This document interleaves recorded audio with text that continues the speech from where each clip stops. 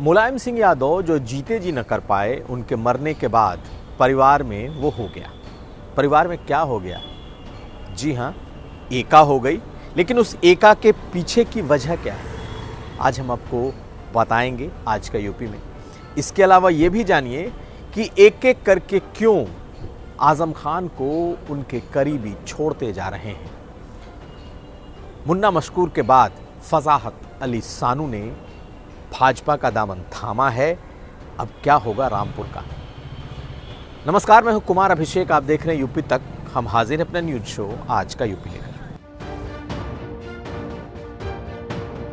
तो इन दिनों सैफई में मैनपुरी चुनाव के इस मौसम में पैर छुआछुई का खेल जारी है। जी हाँ, मंच पर इस वक्त यादव परिवार में सभी छोटे अपने से बड़ों का पांव छू रहे हैं।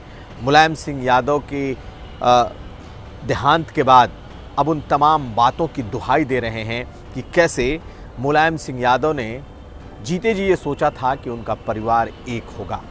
उनकी आंखों के सामने तो नहीं हो पाया, लेकिन चुनाव जो न कराए।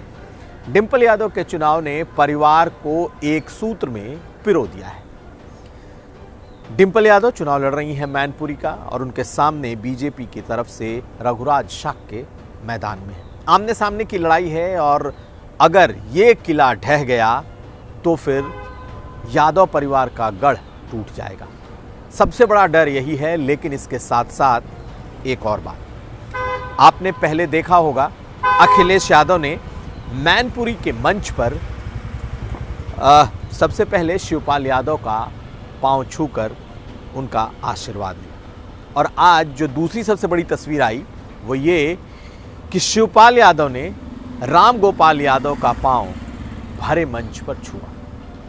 तो क्या परिवार की जो कड़वाहट है वो खत्म हो चुकी है, या फिर परिवार के भीतर अब खुद को बचाने, या यूं कह लें कि परिवार का की जो राजनीतिक जमीन को दोबारा से पाने की ये एक कोशिश है? आखिर अखिलेश यादव ने शिवपाल यादव के पांव छुए। उन्होंने कहा कि चाचा का दर्जा तो उनसे कभी कोई नहीं छीन सकता। हाँ, जो सियासी दूरियां थी वो ख़त्म हो गई। दूसरी तरफ राम गोपाल यादव के पांव शिवपाल यादव ने छुए। यानी कि अब परिवार के भीतर लगभग जो हायरार्की है मुलायम सिंह यादव के बाद वो तय होती जा रही है।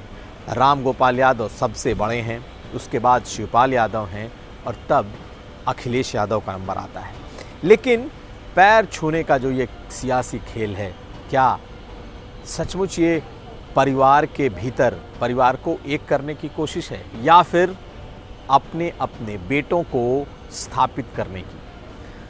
याद करिए, फिरोजाबाद का जो पार्लियामेंट चुनाव हुआ था, उस चुनाव में राम गोपाल यादव के बेटे अक्षय यादव को शिवपाल यादव ने हरा दिया था। शिवपाल यादव उस चुनाव में खड़े हो गए और तकरीबन 1.5 लाख वोट लेकर आए, जिससे राम गोपाल यादव के बेटे फिरोजाबाद से चुनाव हार गए।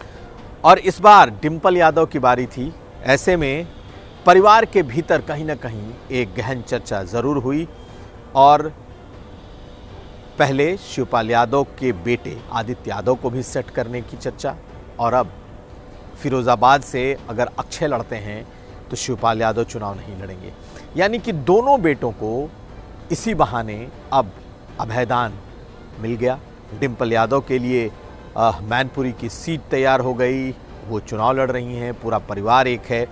डिंपल यादव अगर चुनाव जीत जाती हैं तो फिर मैनपुरी की जीत एक होगी। दूसरी तरफ जो फिरोजाबाद की सीट है, वहाँ अब ये होगा कि चूँकि शिवपाल यादव ने खुद पांव छुए हैं, ऐसे में अब राम गोपाल यादव के लिए भी वो सीट सुरक्षित होगी।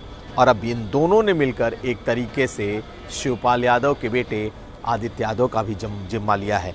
तो आदित्य यादव 2024 में ज़रूर चुनाव लड़ेंगे, ऐसी उम्मीद जताई जा रही है। और परिवार के पीछे ये जितनी चीज़ें आप देख रहे हैं, चाहे वो पांव छूने का मामला हो, सभी एक दूसरे का परिवार के हायरार्की तय हो रही है, बेटों के राजनीतिक भविष्य सुरक्षित किए जा रहे हैं, और ये सब इस पांव छूने के खेल के पीछे की असल सियासी कहानी है।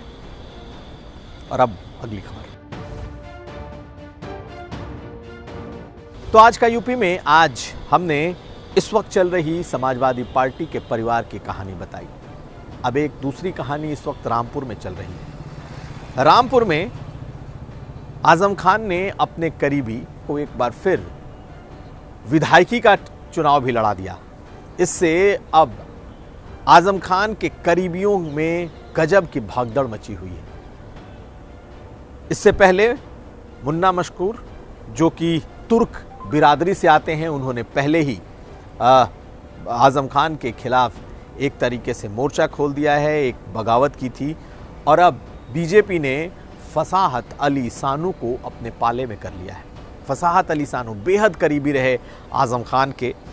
और याद करिए कि जब जेल में आजम खान थे तो समाजवादी पार्टी के खिलाफ मोर्चा खोलने की जिम्मेदारी भी फसाहत अली सानू को ही दी गई थी। हालांकि उन पर कई मुकदमे दर्ज हुए, कई बार जिला बदर किया गया, लेकिन खुद भूपेंद्र चौधरी, जो कि बीजेपी के प्रदेश अध्यक्ष हैं, उन्होंने फसाहत अली सानू को सदस्यता दिलाई है। और फसाहत अली ने क्या कहा है, अब अब्दुल दरी नहीं बिछाएगा।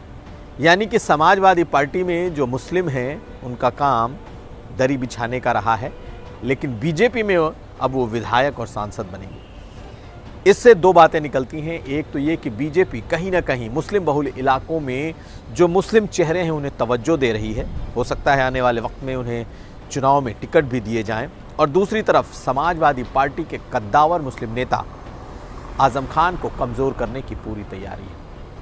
तो इस उपचुनाव में कितने खेल एक साथ दिख रहे हैं। दो सबसे बड़े कद्दावर नेताओं के परिवार में घमासान सीधे साफ साफ ये दिखा रहा है कि चाहे मुलायम सिंह के घर के भीतर स्थिति दुरुस्त करनी हो या फिर आजम खान के घर के भीतर इस वक्त जो बगावत फैली है, घर का मतलब उनके अपने इस क्षेत्र के भीतर जो बगावत फैली है उसको रोकने की ये तमाम कोशिशें। सुनिए क्या कह रहे हैं फसाहत अली सानू। मैं ये सिर्फ कहना चाहूँगा कि अब्दुल अब दरी नहीं बिछाएगा, बल्कि अब्दुल की सुरक्षा की गारंटी भारतीय जनता पार्टी में है। सुरक्षा की गारंटी भारतीय जनता पार्टी में है। अब्दुल का सम्मान भारतीय जनता पार्टी, मुख्यमंत्री जी की नीतियों में आस्था रखते हुए और भारत का नाम आज देश में दुनिया में पहले नंबर पर हो रहा है उसको देखते हुए, और जो हर वर्ग के लिए भारतीय जनता पार्टी ने योजनाएं चला रही हैं उसको देखते हुए मैंने भारतीय जनता पार्टी में शामिल होने का निर्णय लिया है कि इस अदने से अब्दुल भी, और अब्दुल से भी कहना चाहूँगा कि प्यार से प्यार होता है। ताली कभी एक हाथ से नहीं बजती है, ताली हमेशा दोनों हाथों से बजती है।